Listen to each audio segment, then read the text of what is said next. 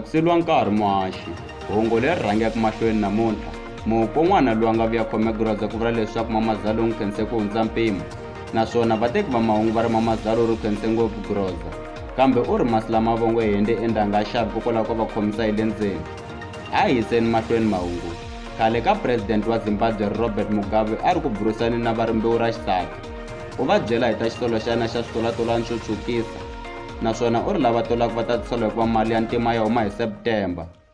A hi yiseni mahlweni mahungu. Khale ka president wa Afrika-Dzonga Jacob Zuma u xumbaze tiko ra Afrika-Dzonga exikarhi ka president ta matiko hi ku angarhela. Zuma u swi endle ka nkhuvo wo tlangela 67 wa timinete ta Nelson Mandela loyi a khomeliwe ntsindza wa Pitori naswona ku vula leswaku Zuma u suku yime a huwelela a va byela leswaku loyi a nga dyeki madzova ma nyika yena hi nkarhi lowu a ku ri ku dyiweni. A hi yiseni mahlweni mahungu. President wa Sudan Omar al-Bashir u ve na nkavanyeto wo phija hi nsimbi ya tende ku huma swikontso hinkwaswo endzeni ka baji leri a ri mbalini hi nkarhi lowu a tsutsumela xihahampfhuka xo tlheleka rikwavo.